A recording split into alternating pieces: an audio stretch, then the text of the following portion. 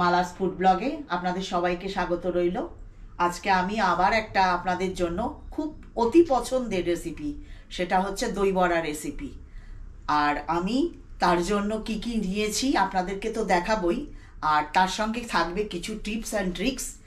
আর আপনারা এইটা দেখার জন্য ধৈর্য সহকারে আপনাদের আমার পুরো ব্লগটা একটু দেখতে হবে। আপনারা দেখবেন আর আমি প্রথমে কি কি নিয়েছি সেটা আপনাদেরকে দেখাচ্ছি, আপনারা দেখুন। আশা করি আপনাদেরকে এই ব্লগটা খুব ভালো লাগবে। দেখুন আপনারা, আমি এই মেজারিং কাপের একটা কাপ মুগের ডাল নিয়েছি, আর এটা এই কাপেরই এক কাপ বিউলির ডাল নিয়েছি। আপনি চাইলে এই বিউলির ডালও শুধু দিয়ে করতে পারেন, কিন্তু এই দুটো দিলে দেখবেন খেয়ে বানিয়ে যে খুব টেস্টি হয়, তাই আমি এই দুটো মিশিয়ে বানিয়েছি। দুটোই সমান পরিমাণ, এটাও এক কাপ এটাও এক কাপ। আর এটা পুরো রাত আপনাদের জানিয়ে দিই আমি ভিজিয়ে রেখে দিয়েছিলাম জলে। আর এখন আমি এইটা বেটে নেব, আর তারপরে পদ্ধতিটা আপনাদেরকে দেখাচ্ছি। দেখুন আপনারা, এখন আমি দেখুন এইগুলোকে বেটে নিয়েছি। আর আপনাদের বলে দিই এটা কেমন বেটেছি। একটু দানা দানা মতন থাকবে, এই দেখুন, হাতে যাতে একটু দানা দানা মতন লাগে, একদম মিহি করে পিষে দেবেন না, একটু দানা থাকলে মুখে ভালো লাগবে। এখন আমি এই দুটোকে মিক্স করে ফেটিয়ে নেবো ভালো করে। মিনিমাম 10 মিনিটের মতন আপনি ফেটাবেন। এখন আমি এর মধ্যে দেখুন 1 টেবিল স্পুন নুন দিচ্ছি, 1 টিস্পুন আমি মৌরি মেশাচ্ছি, আর 1 টিস্পুন আমি জিরে মেশাচ্ছি।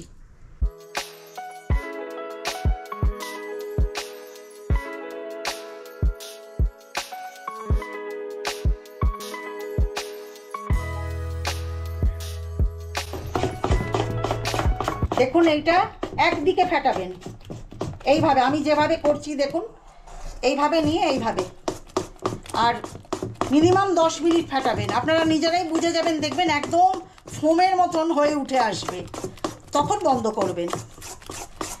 ফাটাতে ফাটাতে নিজেরাই বুঝে যাবেন কতটা দরকার।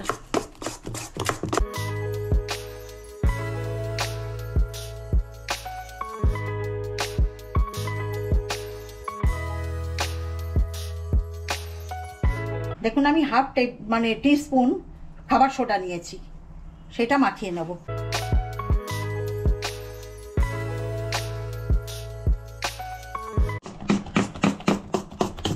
দেখুন এটা অলমোস্ট হয়েই গেছে। আমি আপনাদেরকে তাও দেখিয়ে দিচ্ছি। দেখুন আপনারা কি করে বুঝবেন, এরম একটু হাতে করে নেবেন, নিয়ে জলের মধ্যে ফেলে দেখে নেবেন। এই দেখুন, দেখবেন ভাসছে।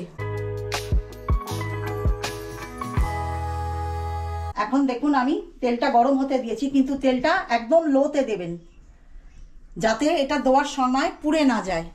এখন আমি একটা একটা করে দিয়ে দেবো। দেখুন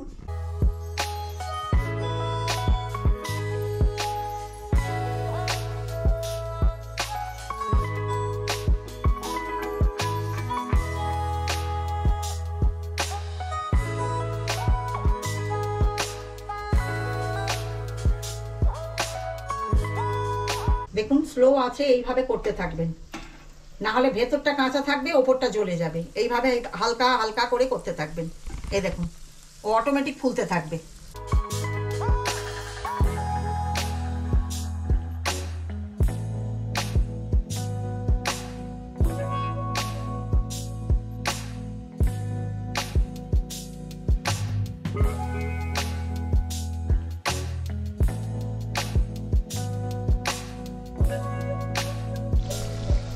দেখুন হয়ে গেছে। এখন আমি একটা একটা করে তুলে নেব, দিয়ে বাকিগুলো যেগুলো আছে সেগুলো ভেজে নেব। এইভাবে তেলটা ছেঁকে নিয়ে নেবেন।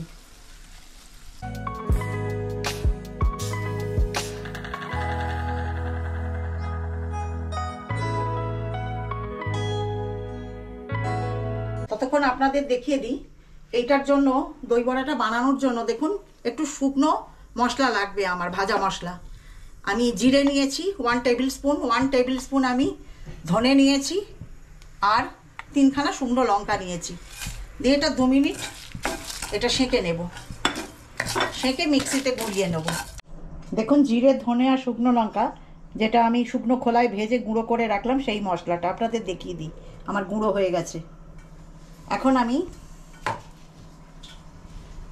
এগুলো ভাজা হয়ে গেছে আর এখানে একটু গরম জল আমি বানিয়ে নিয়েছি। আচ্ছা আমি আপনাদেরকে একটু দেখিয়ে দিই। একটু কড়াইতে দেখুন আমি 1 টেবিল স্পুন তেল দিয়েছি। এর মধ্যে আমি একটু জিরে মেশাচ্ছি 1 টেবিল স্পুনের মতো, দুটো শুকনো লঙ্কা দেব, 1 টিস্পুন আমি মৌরি দেব আমি আদার টুকরোটা, আর দেব দেখুন কিছু কারি পাতা, আর এর সঙ্গে মেশাবো দেখুন একটু হিং 1 টিস্পুন। দেখুন স্টোভটা বন্ধ করে আমি এই জলটার মধ্যে মিশিয়ে দেব। এতে না যখন আমি এই বড়াগুলোকে এর মধ্যে চুবিয়ে রাখবো দেখুন অতি অপূর্ব স্বাদ আসবে। এখন আমি 1 ঘন্টার জন্য এটা ভিজিয়ে দিচ্ছি। আপনাদের হাতে যদি সময় না থাকে আপনি হাফ অ্যান আওয়ারও ভেজাতে পারেন এইটাকে।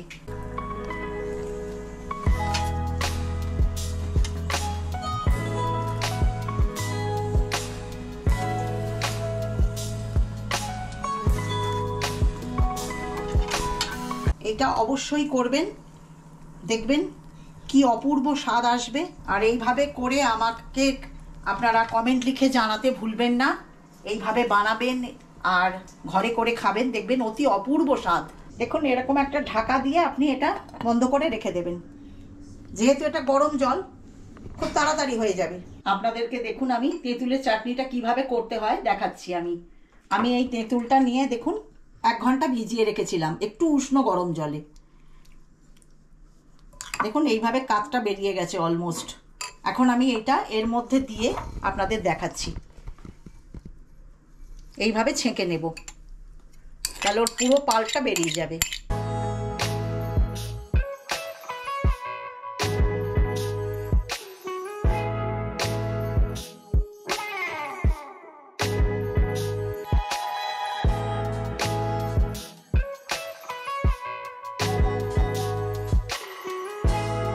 দেখুন পাল্পটা পুরো বের করে নিয়েছি আমি।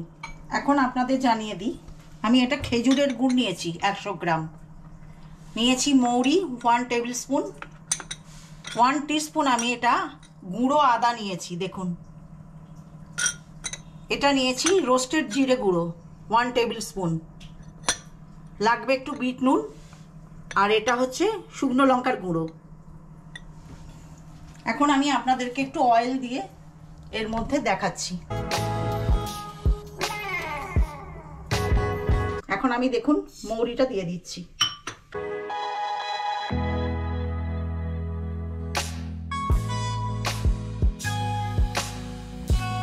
আমি এই তেঁতুলের এইটা দিয়ে দেবো পাল্পটা। এর মধ্যে আমি সামান্য জল মেশাবো। এখন আমি এর মধ্যে দেখুন আদা গুঁড়োটা মিশিয়ে দিচ্ছি, মেশাবো দেখুন জিরের গুঁড়োটা, শুকনো লঙ্কার গুঁড়োটা, এতে ভালো কালার আসবে, আর বিট নুন, আর এর সঙ্গে নর্মাল একটু নুনও মিশিয়ে নেব এতটার পরিমাণ, দেখুন 1/2 টিস্পুন।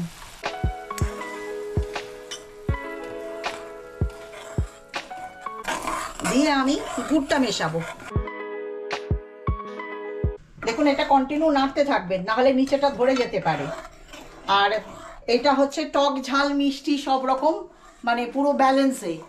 তো আপনি এটা টেস্ট করে নিয়ে নুনটা আর মিষ্টিটা আপনারা কে কীরকম পরিমাণ মানে খাবেন সেই হিসেবে এটা বানাবেন। আর এটা সব কিছুর সঙ্গে যায়।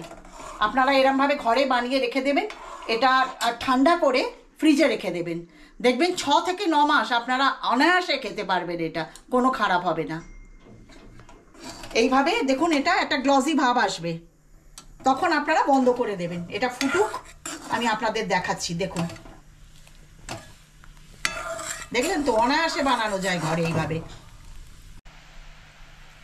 দেখুন টক ঝাল মিষ্টি তেঁতুলের চাটনিটা অতি অনায়াসেই হয়ে গেল। এইভাবে আপনারা ঘরে বানিয়ে প্রিজার্ভ করে রেখে দেবেন আর ফ্রিজে রাখবেন। এটা দেখুন আমার 1 ঘন্টা হয়ে গেছে, আমি এটা এখন সার্ভ করব।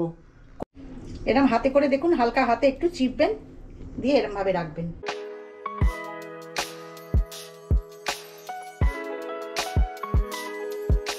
আমি দেখুন 250 গ্রাম দই নিয়েছি, তার মধ্যে আমি 2 চামচ ব্রাউন সুগার মেশাচ্ছি। আপনি নর্মাল চিনি ইউজ করে নিতে পারেন। আর সামান্যতম দেখুন হাফ টিস্পুন আমি নুন দিচ্ছি। আমি পিঙ্ক সল্ট নিয়েছি, আপনাদের জানিয়ে দিই।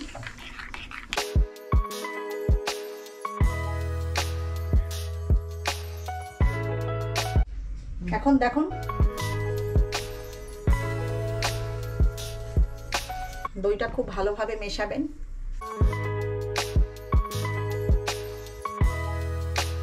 এখন দেখুন এর মধ্যে একটু ধনেপাতার চাটনি মেশাচ্ছি।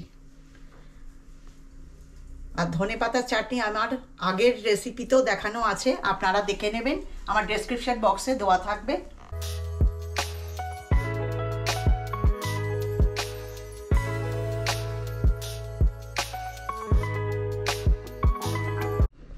আর দেখুন যেটা তেঁতুলের চাটনি করে দেখালাম আপনাদের, এটা দিয়ে দিচ্ছি এখন।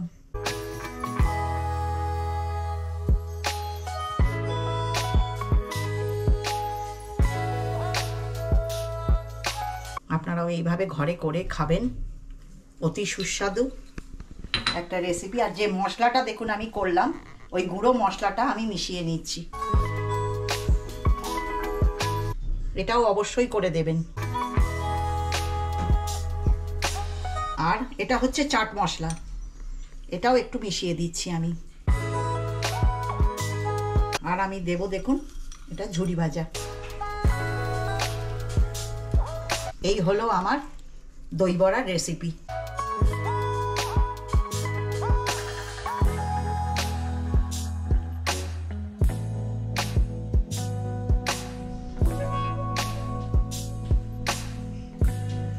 এই হলো আমার দই বড়ার রেসিপি। দেখলেন তো খুব সহজেই ঘরে বানানো যায়। আর ঘরের যে কোনো ঘরেই সবসময় এই ইনগ্রিডিয়েন্টসগুলো হাতের কাছেই থাকে, এই দিয়েই বানানো হয়ে যাবে। আর আপনারা অবশ্যই আমার চ্যানেল নিশ্চয়ই সাবস্ক্রাইব করেছেন, আর যারা করেননি তারা অতি অবশ্যই করবেন, শেয়ার করবেন। আর এইভাবে ব্লগ আমার দেখতে থাকুন, আর নিত্য নতুন ব্লগ আমি এনে আপনাদের কাছে দিয়ে দেব।